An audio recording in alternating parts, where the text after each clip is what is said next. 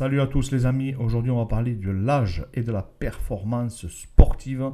Et du coup pour illustrer nos propos, on va parler de Bader Hari. Je vous avais été beaucoup à me demander et à me poser des questions en fait sur ce match et à avoir noté son manque d'explosivité, de réactivité par rapport à sa carrière, les performances qu'il était capable de réaliser. Tout d'abord, les amis, pensez à vous abonner, pensez à nous mettre en commentaire si c'est un sujet en particulier que vous voulez qu'on aborde, on le fera avec grand plaisir. Donc là, j'ai la performance sportive, c'est un sujet extrêmement complexe. Du coup, je me suis repenché dans pas mal de PDF et dans pas mal de reviews, de méta-analyses, dans pas mal d'études scientifiques pour réaliser cette vidéo. Et c'est vrai que on s'aperçoit déjà que toutes les disciplines ne sont pas du tout représentées de la même manière au niveau de l'âge et du pic, du pic de forme des athlètes. C'est-à-dire qu'il y a des athlètes, dans certains sports, le pic de forme est en général à 20 ans, d'autres un peu plus tard, ainsi de suite. Et ça, c'est extrêmement intéressant. Pour revenir au kickboxing, donc pour revenir à Bader Hari, c'est vrai que là, on s'est aperçu que le temps était passé. Moi, surtout, en plus que j'ai eu la chance de le voir à Lyon, je peux vous dire que c'est le boxeur, je me suis déjà exprimé, qui m'a le plus impressionné. Vraiment, il m'a époustouflé par sa puissance, sa vitesse, sa détermination. Vraiment, un combattant que j'avais trouvé incroyable, je vous dis, par ses qualités athlétiques. Et c'est vrai que de le voir comme ça me fait un peu quelque chose, parce que ça me fait beaucoup de peine, en fait, parce que je l'ai connu à son apogée et je l'ai vu combattre à son apogée.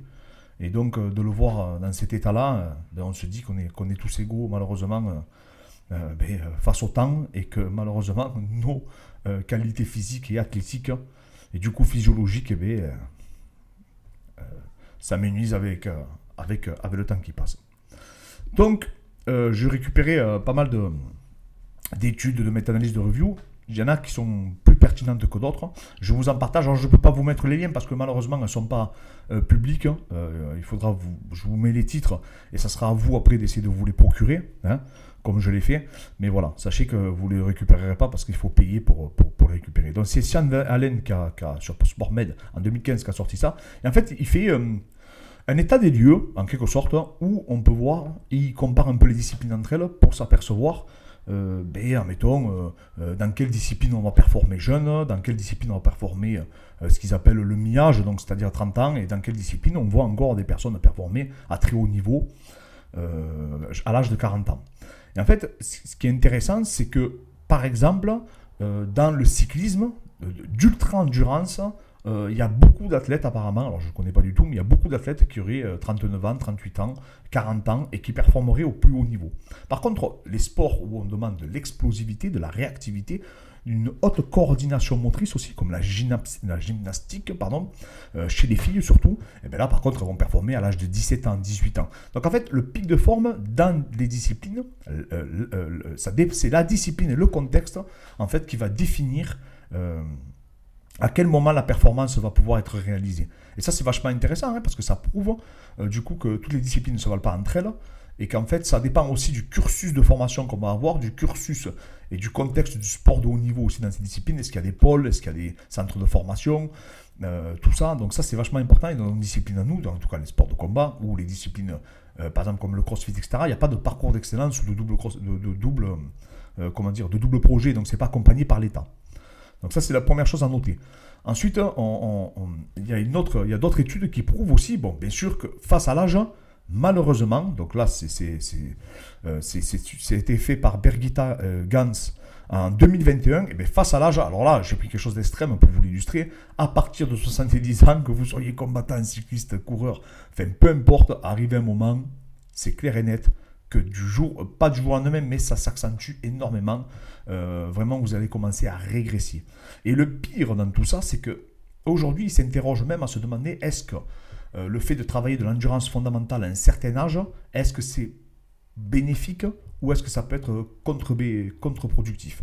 Donc c'est vachement intéressant aussi à analyser, à regarder, à se documenter sur le sujet. Parce qu'en fait, du côté là où vous allez gagner, peut-être que vous allez aussi perdre de l'autre côté. Donc ça a trouvé la balance. Et surtout, c'est aussi essayer de trouver des disciplines qui peuvent être complémentaires pour du coup garder sa masse musculaire, mais tout en sollicitant son système cardiovasculaire.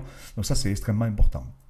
Alors ça pareil, hein, c'est quelque chose que je trouve très intéressant. On dit que vraiment on sent les effets du temps à partir de l'âge de 40 ans, vraiment, où là ça commence à devenir assez significatif, même si à partir de 27 ans déjà, on voit vraiment les performances commencer à décroître. Donc je ne vous ai pas mis toutes les études, j'en ai sélectionné seulement 3 que je trouvais pertinentes et surtout qui venaient se nourrir les unes des autres. Alors attention, ce n'est pas des études sur les sports de combat, mis à part la dernière, vous verrez, que je vais vous partager, mais ça fait un état des lieux général de la performance sportive de haut niveau et de la pratique sportive.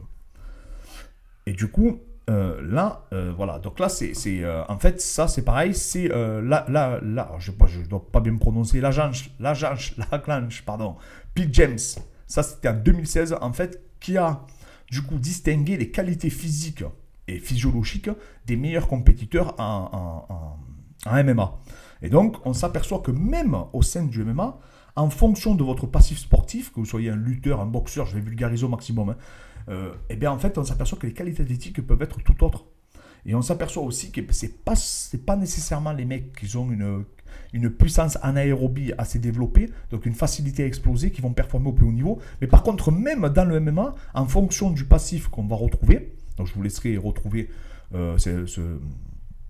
cette étude, c'est une méta-analyse, mais pour que vous ayez vous documenter, parce que c'était très long, hein, ça explique en détail que les grappeurs ont plus un profil, mettons, force-vitesse, que les lutteurs ont plus un profil d'endurance-force, les boxeurs ont plus un profil de puissance d'aérobie, ainsi de suite.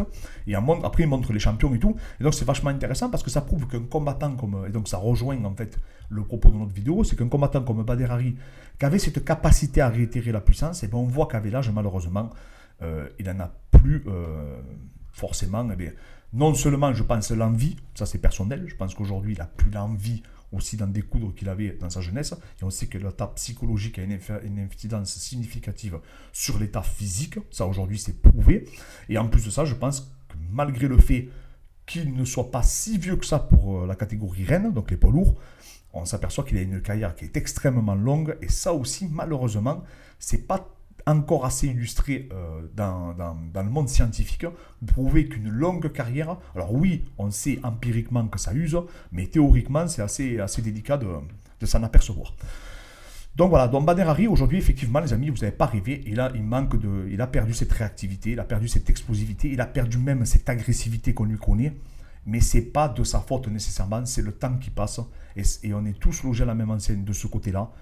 Maintenant, je pense qu'il faut lui rendre hommage. C'est un champion qui nous a tous fait rêver. C'est un champion qui a des qualités qui sont incroyables, même encore pour son âge. Mais je pense qu'il est usé. En plus de ça, c'est des gens comme Overeem, bien entendu, qui ont eu recours certainement à des produits exogènes. D'accord, je ne vous fais pas un dessin. Donc ça aussi, ça peut avoir une incidence significative sur le système endocrinien et tout ce que cela compose. D'accord.